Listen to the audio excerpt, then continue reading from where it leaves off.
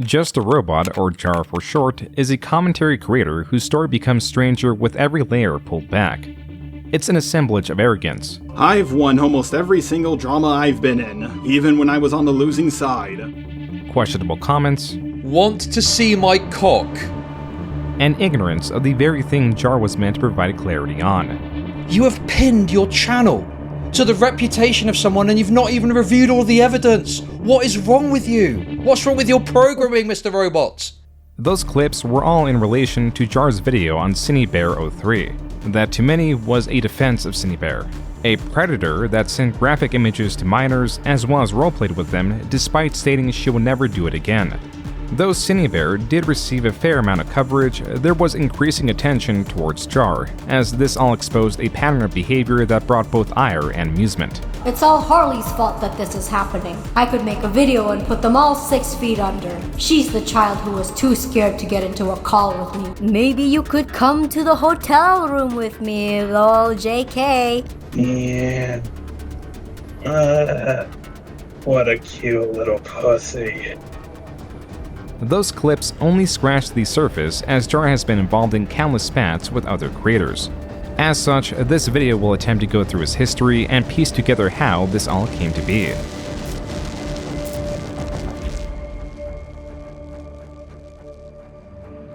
JAR did not have a typical upbringing. He claims he grew up homeschooled in a highly religious household. The latter element so extreme that he claims his mother ran a church through the household as no other place of worship shared their views. His earliest YouTube account was one dedicated to creating LEGO stop-motion videos. But as he grew older and changed, so did his tastes.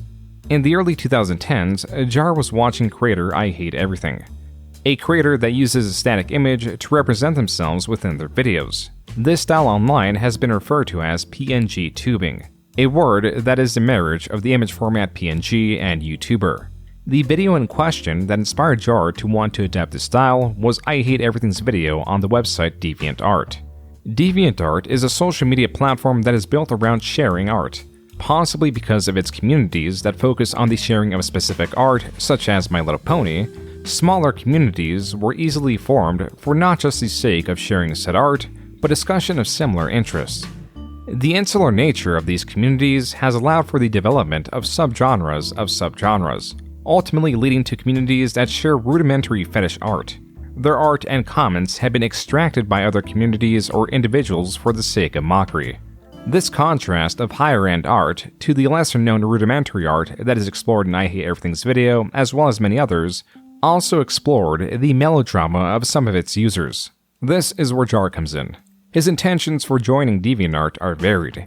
He has stated it was to find an artist to create his avatar for his would-be PNG tuber account. Another reason was because of the resulting drama of I Hate Everything's video, and similarly, he believed he could change the toxic community from the inside out. And so in March of 2014, JAR joined DeviantArt under the name CO Author, and jumped to the defense of I Hate Everything. Initially, JAR describes his conversations as small, and getting into tiffs with a different user that went under Purple Skull 99. This then ballooned into other members of DeviantArt, specifically members of the Halo fandom, jumping in. It wasn't a specific community. I mean, I guess they were part of the Halo fandom, but that's about it. I wasn't involved in the Halo fandom, but I Hate Everything was. That audio was from an interview I conducted with JAR. The following series of clips are from 2 videos in which JAR talks about his experience on DeviantArt, which is highly convoluted due to all the characters involved. Hellblaze, Gaming Skeleton, Sonic 93, Yoshi Wii 1, Princess Elizabeth 013, Melody, but I'm not 100% sure, The Heather Pack, Hyperbeam Eevee, the Kydalia, Beatrice, aka Foxy, and Shadowfan, who's now known as that crazy cat critic. That was only a taste of all the people mentioned. JAR speaks of endless tiffs, accusations, and melodrama that he does not even remember the conclusion of. There were a lot of other things, but I don't remember the details, and eventually Hellblaze and her fan base left me the fuck alone. There do exist archives that provide insight to JAR's reputation on DeviantArt. This post, for example, is one that quotes JAR speaking of feeling depressed due to the pills he was taking, which culminated to him attempting suicide. The reason the poster quotes Jar is to state he deserves to feel such a way because the poster claims Jar is responsible for the of their friend. Quote, "You deserve to go through the same suffering Score went through, including the hurt of one just like you led him to do." Unquote. The catch is, Jar has stated he does not even know who Scorn was. Yeah, Scorn, a guy I never talked to. Yeah, I was falsely accused of murder twice. Like, I was just such an awful person that the mere idea of my existence caused these people to kill themselves. Jar mentioned he was accused of this sort of thing twice. The second time was allegedly from a user known as Chaos55T. This person, as corroborated by other DeviantArt users, developed a fictional entity known as Madness and tried to convince others in the community that it was a real being with varied success. So, I don't even know what this is, man. Like, it is the weirdest thing I have ever come across on the internet. The closest thing I can compare it to is Final Fantasy House. But she was trying to convince people of this entity named Madness, who existed on Earth, who was kicked out of both heaven and hell, and he can contact you, and all this other stuff if you believe in him. It was like this weird little Wicca thing. Jar also alleges he was, on multiple occasions, accused of being a pedophile. Once for allegedly defending a 13-year-old who, by Jar's own words, was being homophobic and transphobic. Another time was because his avatar was of a pedophilic character, namely a Herbert the Pervert from Family Guy. What made Jar a target in this space was that he was constantly defending others. From I Hate Everything, the aforementioned 13-year-old, or even this user that goes by Destiny Loves Shiva, that would direct Jar to defend her on different threats. Jar's time on DeviantArt spanned from March 2014 to sometime before March 2015, as he deactivated his CEO author account. He did make a short-lived, just some guy 9001 account that was deactivated as users found out about his identity. Similarly, he deleted his YouTube channel in where he reviewed webcomics. This was a channel separate from the one where he made stop-motion LEGO videos. This pressure, this necessity to remove one's digital footprint due to your reputation exposes the acute culture of this community and the nature of those that form it, in that there is an obsession to interact, to reply, to comment on any tangential trauma, on anything said about oneself, and Jar's reputation was so buried that he had to start over with a new identity. Just a robot! The Just a Robot YouTube channel was meant to be run by multiple people, but in the end it was only Jar uploading. The first video was uploaded on October 14th, 2015. 7 months later, on May 2016, the channel had hit 1,000 subscribers. As for the videos on the channel, in all of them Jar uses a voice changer. A motivation for this was to hide his identity, a decision born from the fear that he would be discovered as CEO author. As for his content, Jar created commentary videos. Specifically, Jar would select a video and intersplice his commentary towards it rather than his audience. This is to say, his commentary was done as if speaking directly towards the author of the video. If you don't like it, you don't have to be on his channel, so it's all like Jack. I really hate it when people say, if you don't like it, just don't watch it. You do realize I can say the exact same thing to you, right? What was the whole point of that video? If you guys don't like our videos, don't watch them. I've already countered this argument. Quit repeating yourself. Jar's content would not evolve much from here, though his videos would eventually include a custom robot avatar with different stills meant to convey different emotions. This, at its core, is what Jar's channel was and would be, and for the time being, he was covering two popular trends: reaction channels and feminists. This placed him in the skeptic community, but this did not remain the case for long, as Jar was growing tired of what he was covering. You know what? I'm tired of doing videos on reactors and social justice warriors all the time. I want to take a break. Maybe I'll do a commentary on something that won't make me angry. Hey, what's this? 11 Pokemon that could destroy the world? Well, that doesn't sound so bad. Jar's video would spark a chain of events that would eventually land him in a very familiar yet distant space. But a different creator known as Doodletones that had a similar sized channel that coincidentally was also a PNG tuber with a robot avatar and a voice modifier made a video critical of Jar's video that was critical of the Pokemon video. Today I'm bringing you guys 11 Pokemon that could destroy the world. For further clarification, I'm talking about the actual destruction of the Earth, not humanity. And by Earth, I mean our Earth, not the Pokemon world. Well, the Pokemon world is based off our own world, but I get what you're talking about.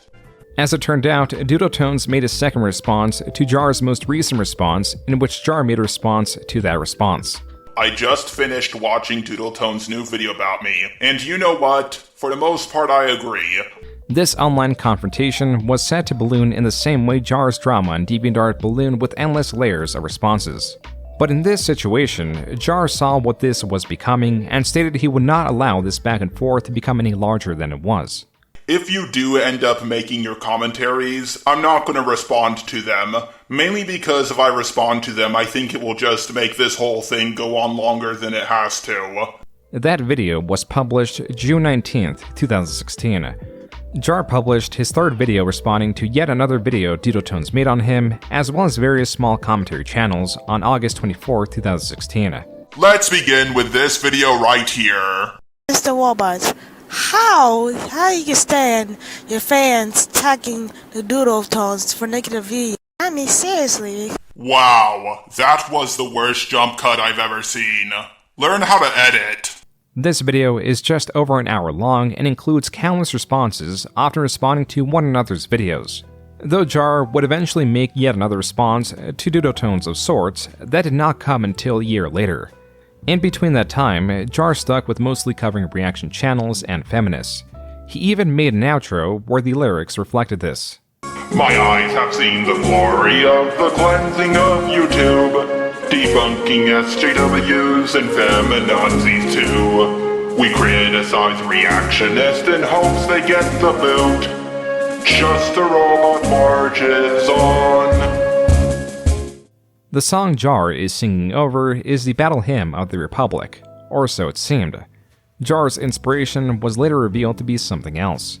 For now, this is the outro he had for a style of content that was increasingly losing popularity across YouTube.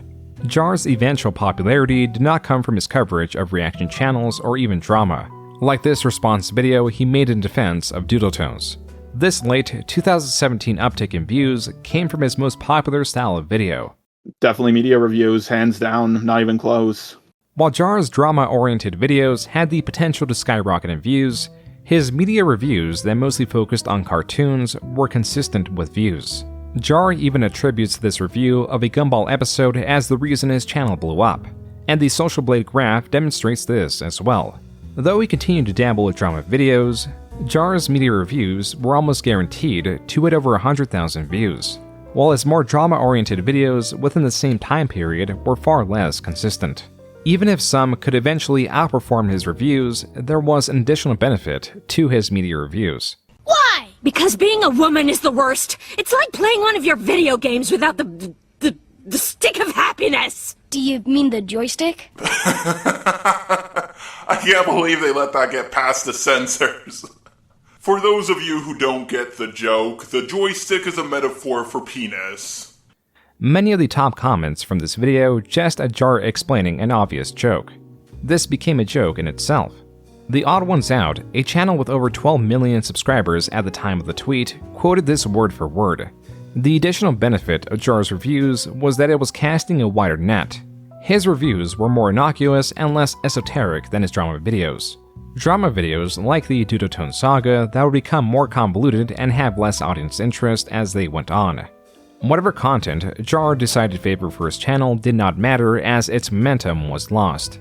As mid-2018, his channel, or rather his friend's channel as it was initially a collaborative project, was hacked. A hack that Jar claims was due to his friend downloading Skyrim mods loaded with computer viruses that had his friend locked out of the email account tied to the YouTube channel.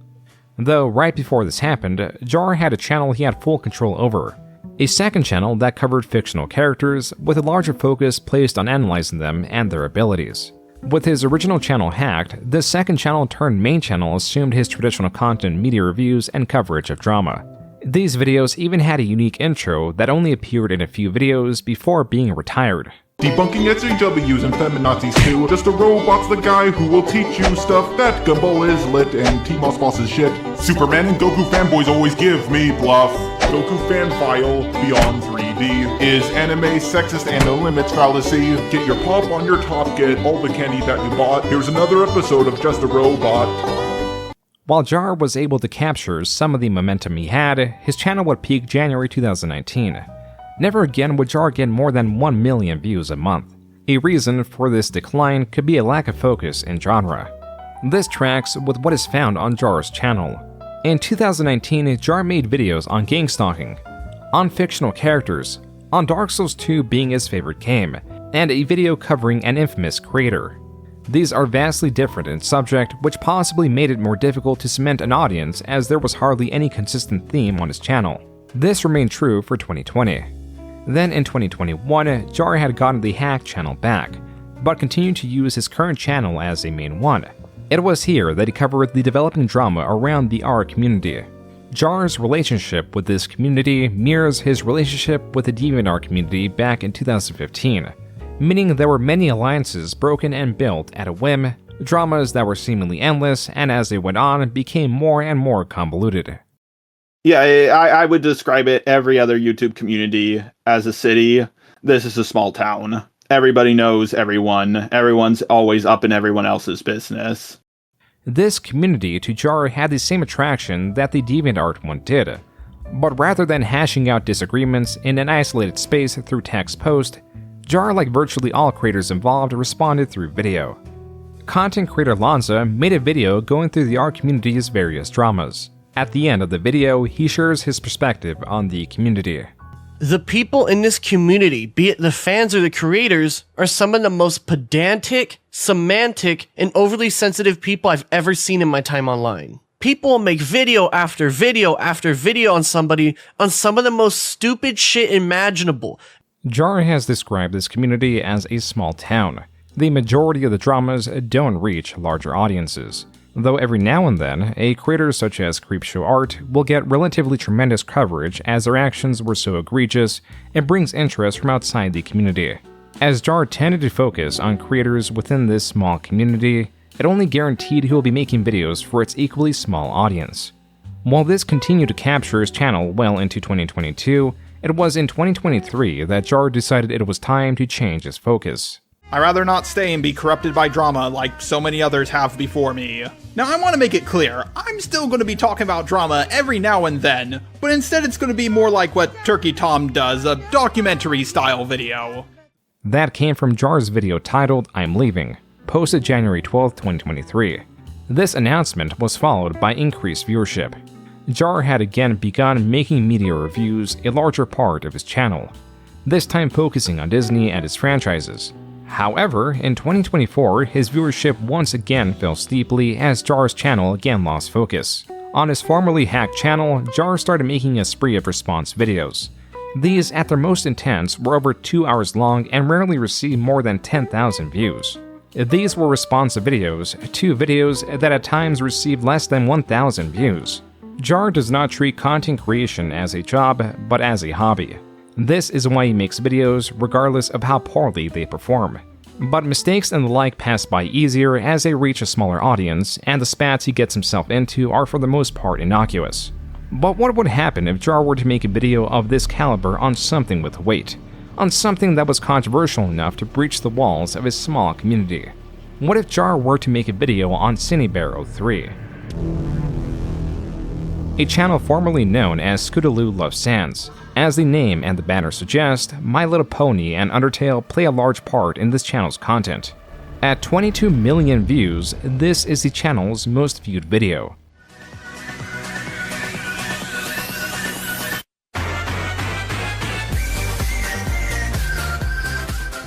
The majority of the channel consists of characters from My Little Pony drawn in an animation loop matched up to music.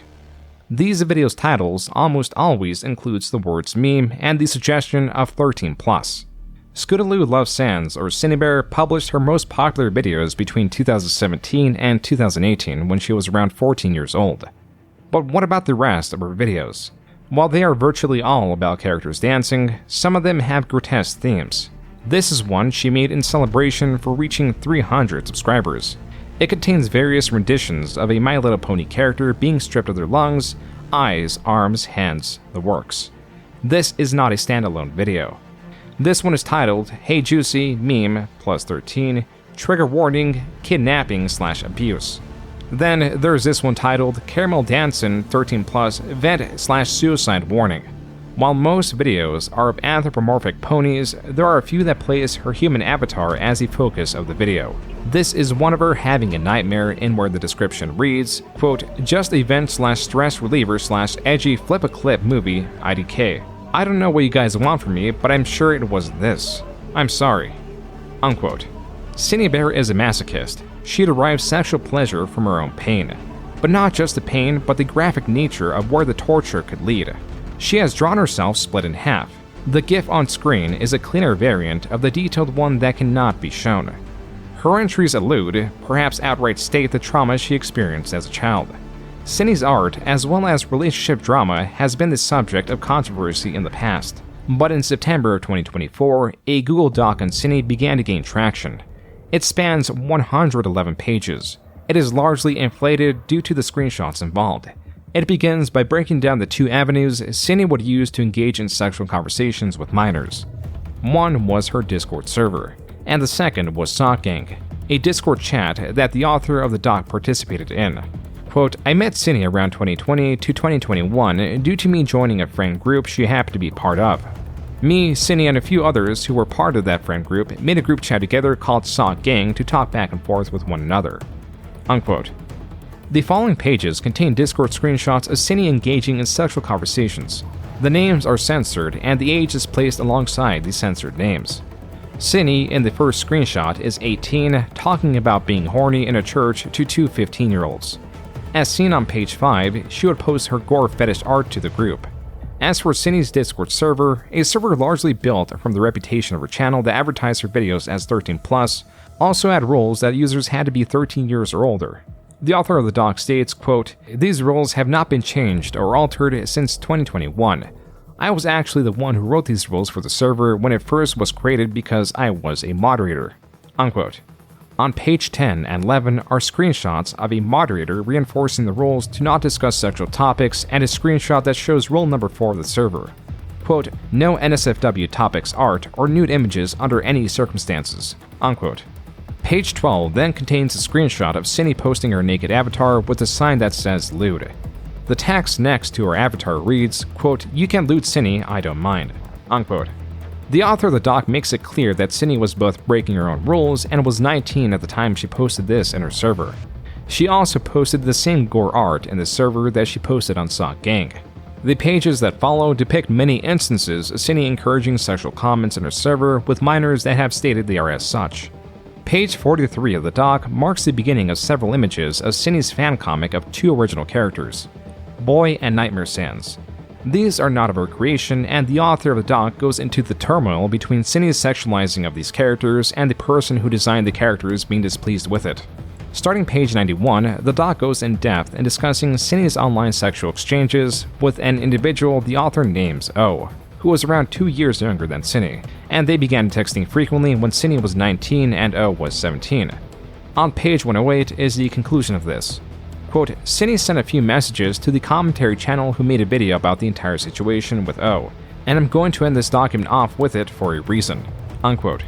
The message that Cindy allegedly sent this commentary channel reads, quote, I am aware I shouldn't have been talking like that to a minor who I hadn't known for very long. I made a note to myself and my friends that I'm not going to talk to minors like that ever again. In fact, I'm going to refrain from making new friends with people under 18 years old. Unquote. The doc author closes with, quote, I understand that a lot of these were from 2022 through 2023, and it is now September of 2024. However, it has taken me a while to build up the courage to finally speak about all of this. Unquote. This was not an isolated incident, and it was not the only Google Doc released to expose Cindy. On September 15, 2024, a new Google Doc was released, the user of which goes by Eno. This doc is 188 pages and, like the one prior, is largely inflated with screenshots. The previous doc covered Cindy's actions from 2021 through 2023, and it ended with her promising not to interact with minors. The events of this doc describe Eno's personal experiences with Cindy, which took place right after the events of 2023, as Eno reached out to Cindy, attempting to comfort Cindy with the controversy she was going through. Then, in February 2024, Cindy responds asking how old Eno is. Eno responds, stating they are 14 years old and knows that Cindy is not meant to talk to minors. Yet Cindy responds again, this time with, quote, cries, "Why are all the funny people children? Nah, I just don't want to become uber close with minors," unquote. Cindy was 20 years old at the time of sending that. Eno then posted a screenshot of a 4-hour-long call, claiming that they would talk for hours. By June, their conversations landed on sexual topics. Cindy would share her fetishes, such as the one where she wants to be sat on. Screenshots of the sort make up the majority of the doc. On page 92, there is a drawing of the character Boy engaging in sexual activity with Cindy's avatar.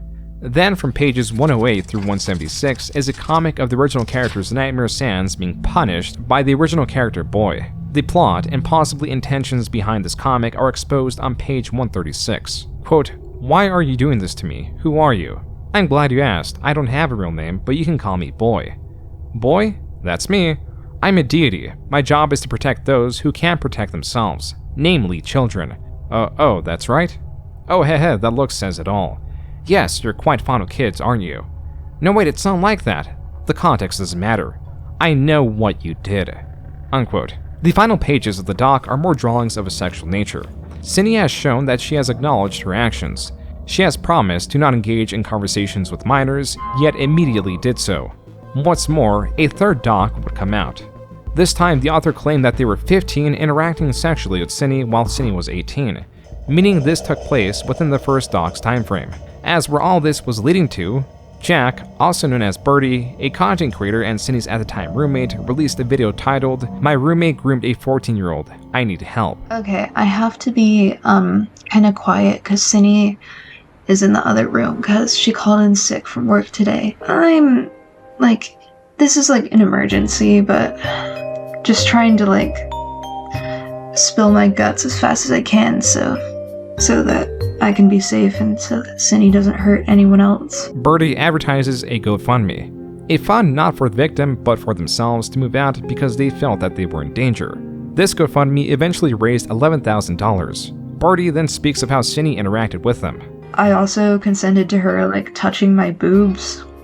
And like, I guess like this stuff is fine because I consented to it, but there's stuff that she did that I didn't consent to. Like, she would often poke me like in the ass or like on my crotch and like make jokes about fingering me, and like I told her not to do this and I said no multiple times, and I would even like scream when she did it. But she did it even as recently as like a few nights ago, I think. Also included in the video is a statement from Eno. But honestly, I can't help but feel regret knowing that I did something that could impact her and what this will do to her channel and the people around her. The last segment of the video contains a secretly recorded confrontation that Birdie had with Cindy. It's not a mistake, like, you can't just accidentally send a 14-year-old porn. No, you can't. You groomed them. I'm not gonna sugarcoat it. What you did was grooming. You have been inappropriate with me too. Wait, how? You know how I told you not to like poke me in the butt or like on my crotch, and you still do it? Oh, Wait, do I do it in the crotch, really? Like, I don't know, sometimes. You still make jokes about, like, fingering me and stuff, and you asked me to sit on your face that one time. Like, I'm gonna be honest, Cindy. I don't want to live with you anymore. Oh my god. I don't feel safe here anymore after learning what happened. Dude, I was fucking crying my eyes out earlier when I found out what you did.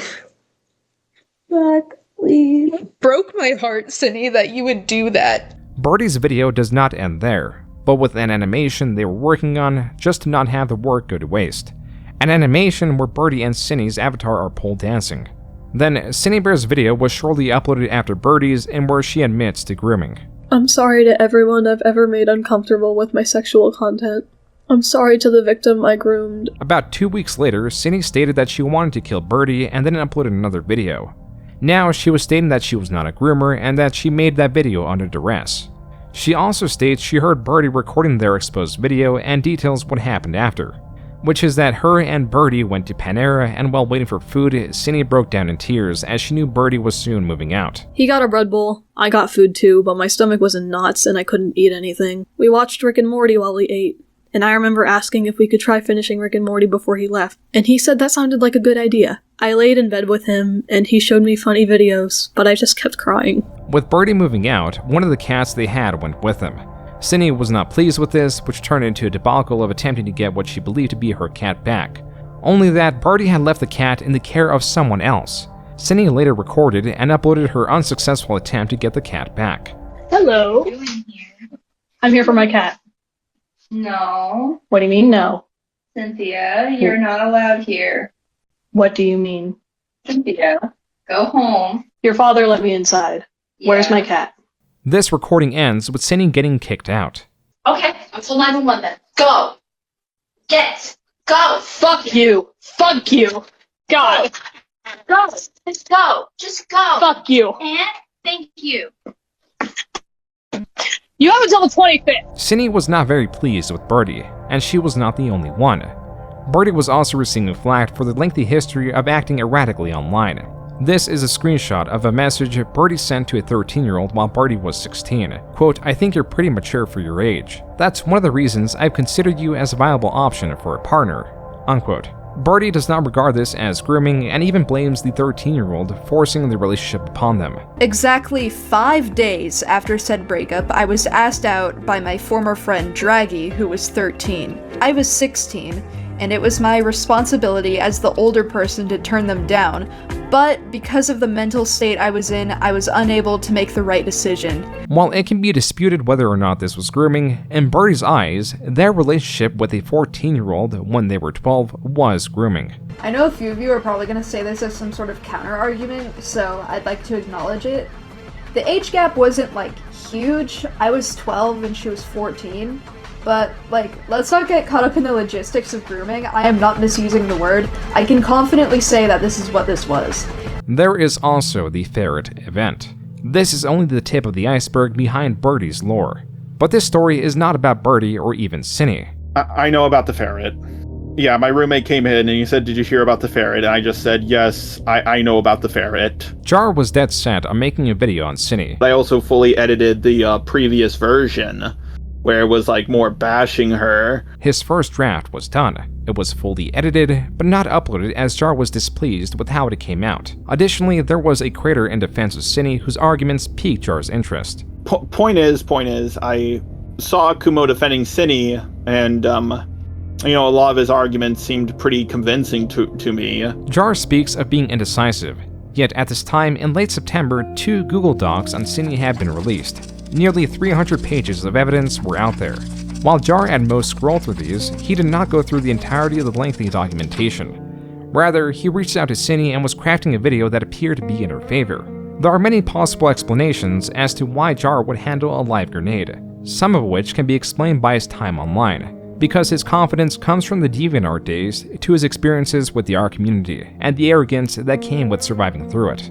I've won almost every single drama I've been in, even when I was on the losing side. This is from the video Jar made on Cindy. He brings forward the belief that he wins the conflicts he's involved in, though does not consider those to not hold much weight. There are conflicts about if Pokemon can destroy the world, or conflicts about individuals misrepresenting another's intentions. They are often esoteric, small, and innocuous. Carefully considered and crafted arguments hardly matter in this context. But when dealing with something as serious and prevalent as an accused predator, it calls for a far more serious approach. This is something Jar failed to do, and not just in terms of research as would be revealed. If this is the case, if I did have sexual interest with Cindy, actually no, that doesn't work because it didn't last long enough. Before the Discord messages between Jar and Cindy were leaked, Jar's entire, fully edited video in defense of Cindy was leaked online on October 12, 2024 by a creator known as Kumo. This was leaked to Kumo by someone known as Goblin, and Goblin got that video from the source. This was the first time I ever asked Goblin to look over something for me. This was actually the first time I ever interacted with her. I didn't think she would send it to Kumo after I explicitly told her, don't show it to anyone. Jar, as he claims, uploaded an earlier version to match the leak in a panic. With Jar's video uploaded, the world will never know what his refined video on Cine could have been, as this rough draft took its place. A rough draft that was immediately poorly received. It is important to note that Jar, even with this draft of the video, did not go through the entirety of the Google Docs on Cine, yet was making statements throughout the video insinuating that he did. There was something about the Cinebear situation that didn't feel right. I'll give you two options. You can take the blue pill and just believe the mainstream opinion about Cine, or you can take the red pill, and I can show you just how deep this rabbit hole goes. Unfortunately, the doc is so long that most people didn't look at it in its entirety, and if they did, they didn't look at it very carefully. But Jar, the document had all the proof. I mean, look how many pages it had. All that evidence must prove that Cine's a groomer, right? Well, actually no. There's not one shred of evidence that Cine groomed anyone. Just testimony. While these insinuate that Jar went through the entirety of the docs, later in the video he outright states he did, which is a lie. After going through both of these massive documents in their entirety, I realized that they're just full of nothing. Oh no, Sunny drew a picture of her character in a sexy outfit. Oh no, Sunny said I like big butts, I cannot let you a minor. To clarify, did you read that whole doc? Like, did you read, or I know that you didn't read the whole doc, but did you get to the end of that doc? What happened? No. Okay. What happened at the end? There are other elements in this video that are perplexing, such as Jar discussing creator Pyrocynical's accusations and trying to draw parallels as to why Cine should be forgiven. And then there are also edits of Jar and Cine in the setting of the casting couch. Do you mind if I begin? Am I being recorded? Actually, sure, I'll ask that. Would you be okay if I record you? I guess it should be fine. Okay. There's also Jar calling it a red flag that Cine admitted to what she did.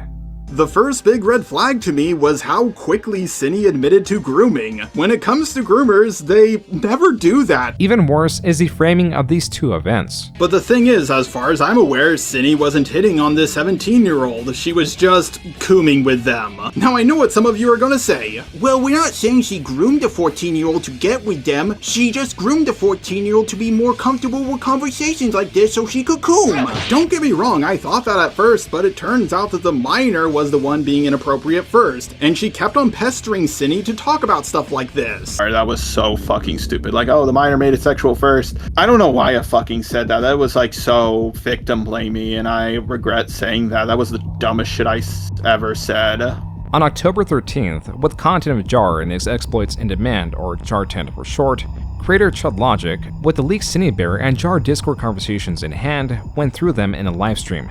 I'll give you a list of questions in text that I'll be asking in the call so you can get ready with answers for when I ask them, I guess if you want to.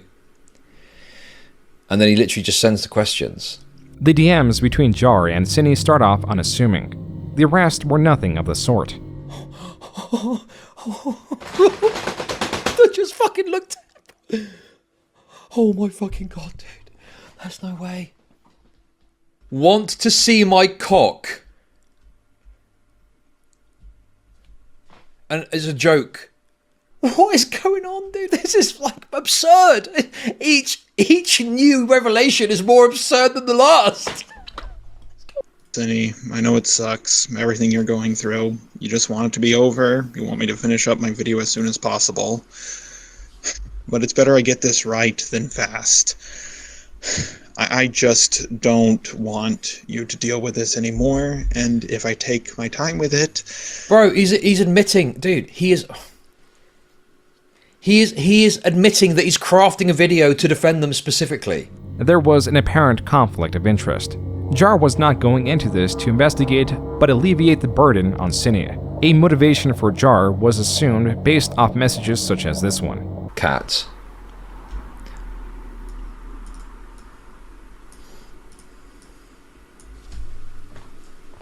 To add to the absurdness were Star Wars quotes and sleepy time calls. Thank you again for trying to help me. I do or do not. There is no try. Oh, it's from... It's from Star Wars Episode 5 of the OG trilogy. Let's find out. I just need someone to chat with as I drift off to sleep. You can say no. As shown below, this call did happen and lasted 28 minutes. It is arguable that Jar did not act entirely professional with Cindy. What's up, Abraham? I'm at work right now. Alright, mamacita. I'll hit you up when I get home. Chud Logic was able to get Jar to speak to him live. Initially, they discussed the video and why Jar's semantics throughout it appeared as a defense of Cindy. You're also trying to fucking lawyer about the meaning of the word grooming. And I'm saying it's irrelevant. It doesn't matter whether or not it's grooming. This behavior is so egregious that all you do when you talk about and argue about whether or not it's grooming is you give the implication that you're defending this person, even if you're claiming that you're not. I 100% get that. I really should have looked through my video more. About halfway through the one-on-one confrontation, Chud questions Jar about his motivations with Cindy. Maybe I do have sexual interest in Cindy. I mean, I'm a straight guy, come on. So I'm going to walk back on that, but I have a girlfriend. I'm not...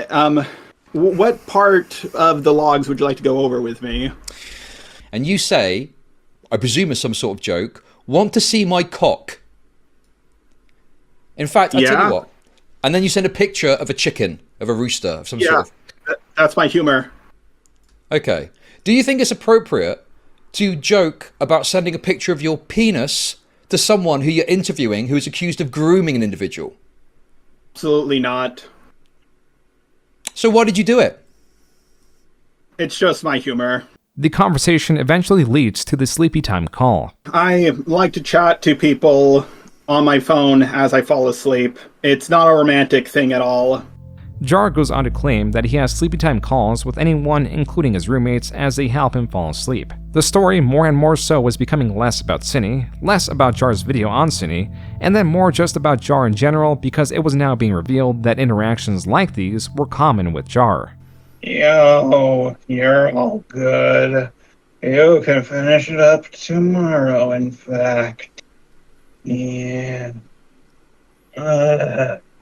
What a cute little pussy. That was a voice note of Jar left in response to a thumbnail artist after she sent a gif of a cat, brought forward by creator FPS Diesel, who was live with Chud Logic and Jar. Like, I knew that the way I joked around would eventually catch up to me. This is why I can't hold down a job, to be honest. And yep, this is finally out there. Jar's statements were not entirely convincing. No, that is not true. I have no interest in Cindy. I haven't even seen a picture of their face. About 2 minutes after that statement, Jar says this. So, I mean, you see a hot cartoon character. I mean, I've admitted that Data Animations' cartoon is pretty hot. I swear I had no romantic interest in Cindy. I swear. Photos of Cindy Bear 03 were making the rounds online, chiefly this one where she has a bloody nose. Though Jar contends what he did was not out of attraction, he has had a history of being infatuated with female avatars. Rather, one avatar in particular. Porn centered around real people, like Jaden Animations. Both WolfieChew and Jaden don't like porn being drawn of their characters. Now, I will say that, embarrassingly, Jaden Animations is kind of my YouTube crush. Of course, she's way out of my league, and I'm not talking about the real her, I'm talking about her cartoon character. Now, to be fair, her avatar is quite attractive, and so is WolfieChew's. But should we really be drawing porn of people if they don't want us to draw porn of them? That was from a video titled, Should We Draw Porn of Someone's Characters If They Don't Want Us To? And this was from a 2024 Google Doc. Quote, I am 21 now, but I joined his server when I was 17. I was a big fan of Jar. Every Tuesday, he would join his VC for his announcement or chat with his fans. I joined the VC and wanted to ask him for an art role since I greatly enjoy drawing and modeling. He then makes a joke in a public voice call, drawing his OC violating stuff to Jaden Animations. The people in the call started freaking out before he asked my age. I said I was 17. He then tried to backtrack and ask for a drawing of Jaden lifting her shirt in a sexy pose. This means he continued requesting me to draw this for him and to give me the art role. He sent me a link in my DMs to a Google search, Jaden Animation Porn. I thought this was okay and drew it for him the next day. Unquote. This took place in 2021. The author of the doc also shared a video recording of their Discord messages with Jar. In here, Jar states, quote, Thanks so much, OMG, you made porn of Jaden for me. Unquote. The doc author responds, quote, Yeah, I was 17 at the time and wanted to get that robot art role. unquote. Jar did not respond directly to that message. I didn't know how to respond to that because, well, I didn't have any interest in this person. I thought not checking someone's age before having them draw, even something that could be put into a thumbnail, could be seen as questionable. The doc includes the images in question. Due to the softcore nature of the image, Jar believes it was for a thumbnail but does not remember the specifics. I'm pretty sure I didn't ask for that because, it's clearly something that could be put in a thumbnail. I don't think you can put something like that in a thumbnail. That's one thing I really hate about accusations like this. They say you did this, and it's like, well, I can't prove a negative. Going back to the Discord logs, Jar does refer to it as porn instead of a thumbnail. There are also these images from the author speaking to someone else that was allegedly in that call that corroborated that Jar did request a pornographic image of Jaden. This was posted by creator GiveItAnt that also interviewed the author of the doc. There are more screenshots like this one of Jar sending fart fetish art. The user in this screenshot alleges that this was sent to them when they were 15 years old and that Jar knew of their age. But there is far more to Jar's history than this. On October 22, 2022, creator Coben Seeth premiered a near hour-long video on Jar. This contained an interview with him, where many others corroborated his habits and actions. The first segment is about Jar's racist comments, Jar saying the N-word, doing blackface, and the outro song from his old videos. Oh, so your thumbnail maker is either a racist white person or a according to you. I decided to reveal my true colors. I, just a robot, am in fact black. As for Jar's old outro song that was believed to be directly inspired by the Hymn of the Republic, it turns out Jar had a different inspiration. Just a robot marches on.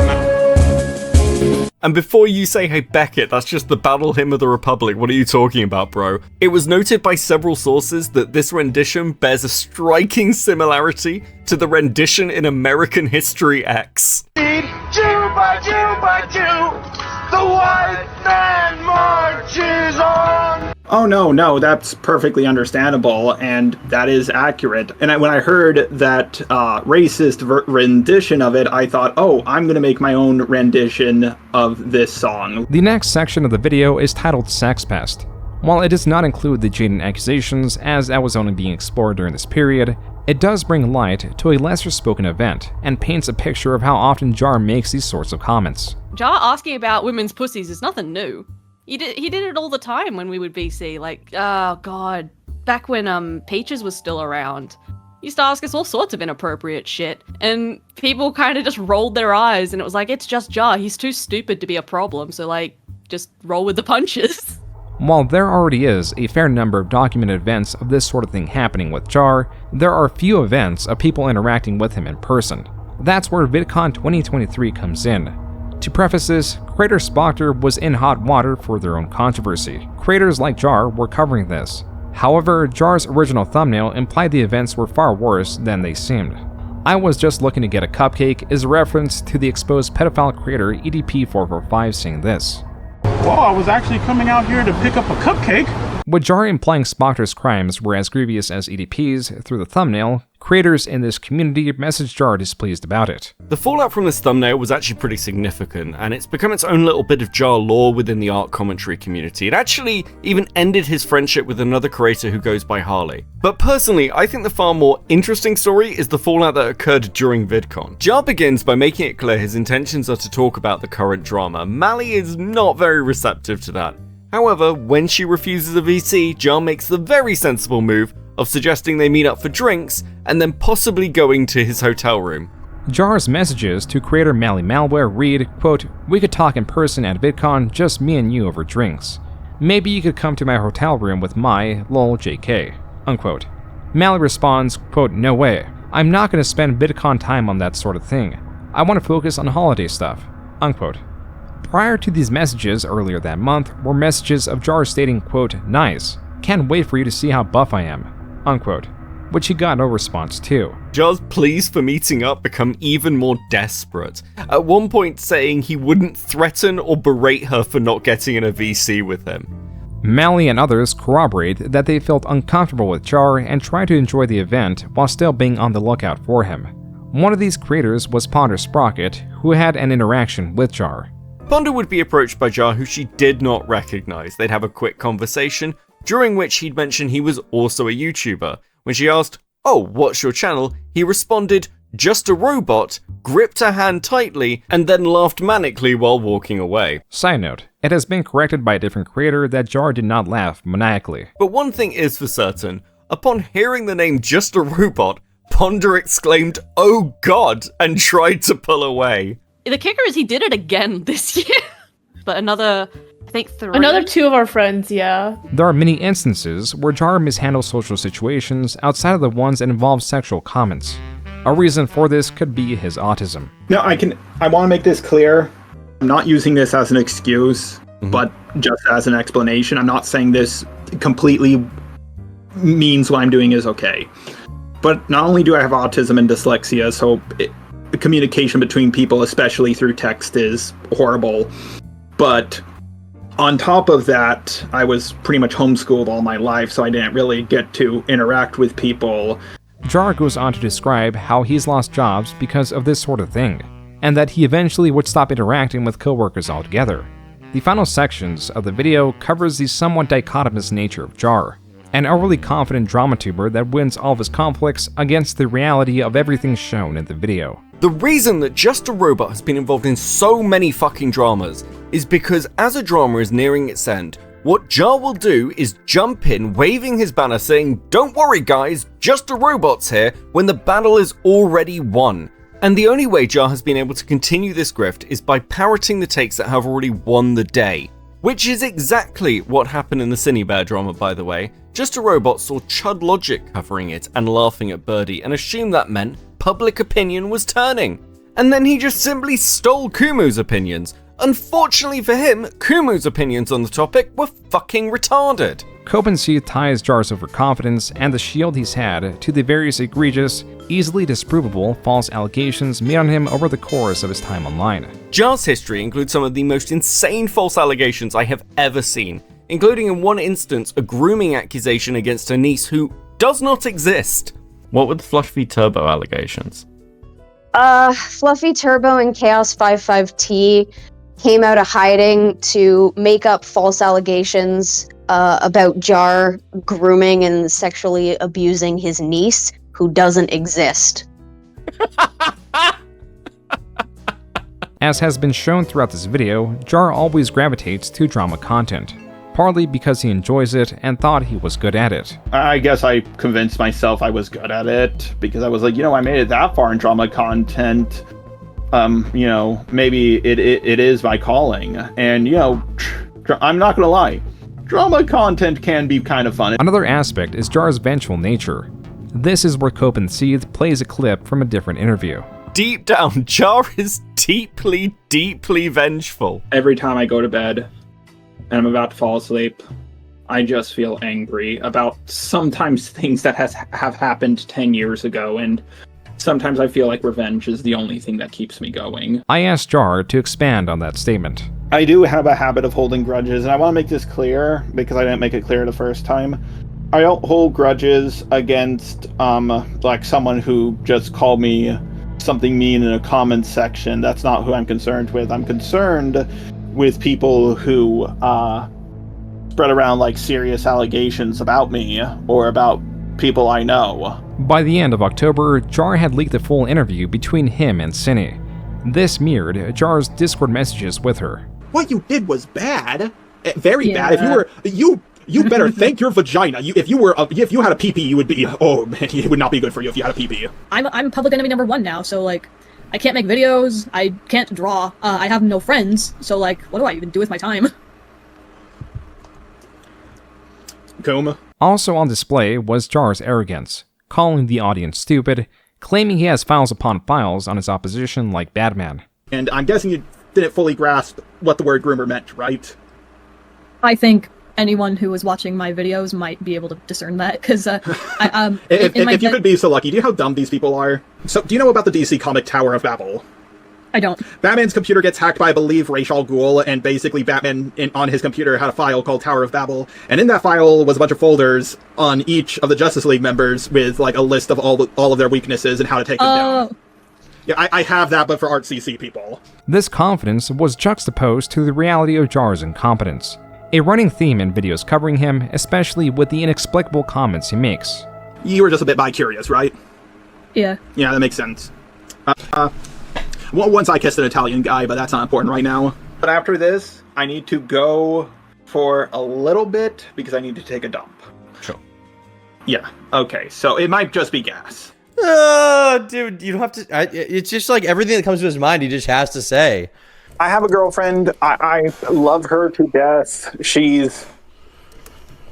was 90 pounds when I met her, and she's just so amazing.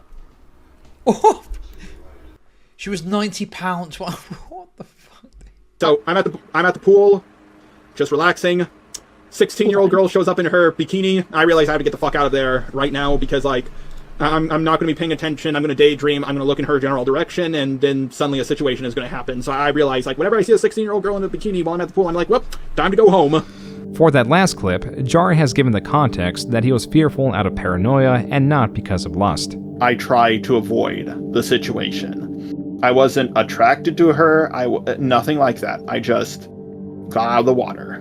It is no surprise that the many enemies Jar has made through his time online are jumping on the opportunity to trounce him, especially when he's made comments such as these in the past. Quote, "I can make a video and put them all 6 feet under." Unquote. Jar has left voice notes with similar spirit. To give you some perspective, I responded to Doodle Tones roughly over half a decade ago. I was a little guy back then. She's still receiving harassment to this day. Mal, I understand you're new to being a public figure. Everything you say and do, well, it will be brought up. You're not a small person anymore. What you say has consequences. I've been in plenty of dramas before, all of which I've won, and I've heard the same lines over and over and over again. You guys do not understand how much I've been pulling my punches. While Jar's current situation did bring catharsis to those that had long-standing displeasure with him, the resulting fallout of all this created a mix of mockery and frustration towards Jar. In January 2025, he uploaded a video that included an apology and gave his side of the story for a multitude of claims against him. I'm not going to sugarcoat things. I fucked up. I really dropped the ball on this situation. I can't even say that I was manipulated or enabled to get involved with the cine drama, because both my roommate and my girlfriend and even my neighbor told me that what I was doing was stupid and reckless. When Himpleton explained this to me, that was the moment everything hit me. Oh my god, I can't believe what I have done, and I'm so sorry for it. I should have done better research. The top comments in this video are also a mix of mockery and frustration. Many comments citing not only his video in defense of Cine, but also the elements around it, such as his lack of research and lack of professionalism. And though Jar claims he was not flirting with her, the commenters do not seem to believe it. At the time of writing, Jar has only posted a single video on his channel after this one explaining that his channel was shortly hacked. Likely due to a lack of uploads and the fallout of the Cine video, Jar's main channel is getting less than 100,000 views a month, with Social Blade only showing a loss of subscribers since December of 2023. This is a result of arrogance and ego. An inflated ego that has been fed year after year of surviving petty squabbles that hardly required research or professionalism. Jar was not prepared to handle a story that had weight to it, and thus was crushed by it.